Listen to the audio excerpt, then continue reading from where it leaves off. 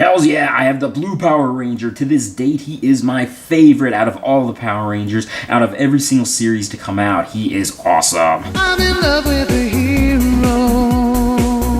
I'm in love with the one who will... Oh my god, people, guess what I have? I have the Mighty Morphin Power Rangers Legacy Collection Blue Ranger. It also has a piece for a Build-A-Figure, or in this case, a Build-A-Megazord. Major shout out to Mr. Terry, also known as a Rack Druid. Thank you so much for getting me this figure. The exchange for this was awesome, and I have to say that you are an incredible person. Almost feel bad for opening him up because the packaging is fairly nice. The back shows other figures that were released in the series before this, and this series. This is Series 2. And even though the pieces put together form the Megazord, it's more like a mini Megazord, so I'm probably not going to be collecting the other figures. It is cool looking, but still, I'm just not really that interested in it. I'm a huge Mighty Morphin Power Ranger fan. There are many bigger fans out there than me that know all the details about everything, but still, I am a big enough fan to appreciate the figures, especially those that are coming out from the Legacy series. I won't say much more about the packaging, with the exception that we have the Blue Ranger, and it kind of spreads across to the side here, where you can see the Zayu Ranger Blaster Blade, and I think that's pretty cool how they did it. But enough about that, let's go and open this guy up. And here is the magnificent Billy Cranston himself. He of course comes with a Triceratops leg for the Build-A-Megazord, which closer inspection of it, it is pretty cool looking, and if you were to collect all of the pieces for it, you would have a fairly articulated Megazord. But this is the figure that I was interested in more than anything else. I wasn't even caring about the whole Build-A-Figure part. I like the detail on his Power Morpher buckle. I mean, you can actually see the Triceratops. I've only done a few preliminary searches online for reviews on this figure,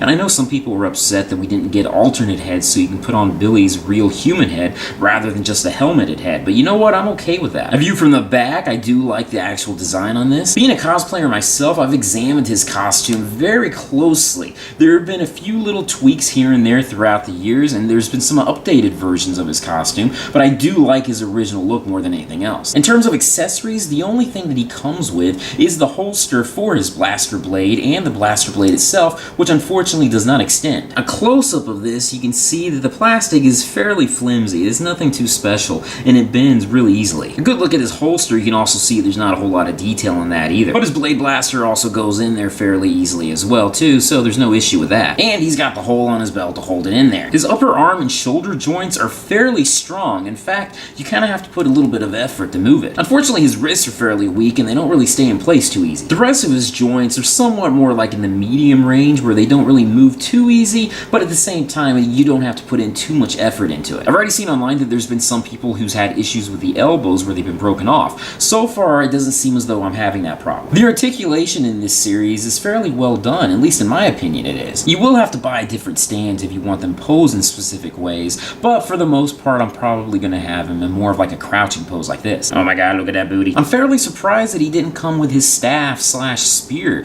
That would have been something cool to have him to hold on to. The overall look is really well done, and I am impressed with Bandai's sculpt. Let's go through his articulation real quick. He has movement in his head, upper arm movement, bicep movement, double jointed elbow movement, forearm movement, wrist movement, upper body movement, waist movement, upper leg movement, double jointed knee movement, boot or mid calf movement, and ankle movement. I can definitely see some of the issues with the weak joints because just in this review alone, me playing with the figure, I can see his joints getting weaker and weaker. It's kind of unfortunate, but it is what it is, and I'm still going to be giving this guy a good home regardless of that, so I'm probably just going to keep him in certain poses and not move him around too much. Unfortunately, I don't have any other blue Power Rangers to compare him next to, but he is in the 6-inch figure scale, so I figured I'd show him next to a Masters Universe Classics figure just for comparison purposes. How you doing? I know the blue Power Ranger wasn't technically gay, but the actor who played him, David Yost, was gay, and I always like to imagine that maybe, just maybe, the character was gay and he was just exploring his sexuality in the show, and the one time that he really liked a girl, he really just wanted to be with a guy instead. Here's a comparison next to a Marvel Legend figure, in this case Cyclops. I was trying to find my Iceman figure so that I could have another gay character next to him, but I figure Cyclops will do.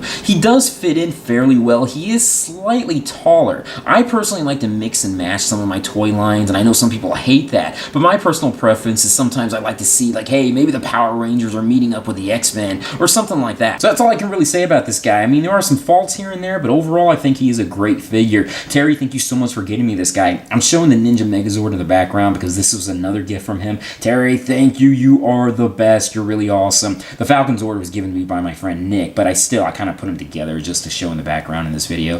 If you're interested in getting this guy, he's available on third-party vendors like maybe Amazon and eBay. He's not too expensive, but I still think he's awesome in my opinion, and there are some faults here and there. But if you're looking for a perfect figure that has perfect joints, you may not like him too much. But again, everyone has their own opinion on him. With that, thank you guys for watching me in this video. Be sure to check out my Patreon site when you get a chance. Check out my social media sites, my websites, and everything else out there. Peace, love, namaste, and I'll see you guys later. Peace.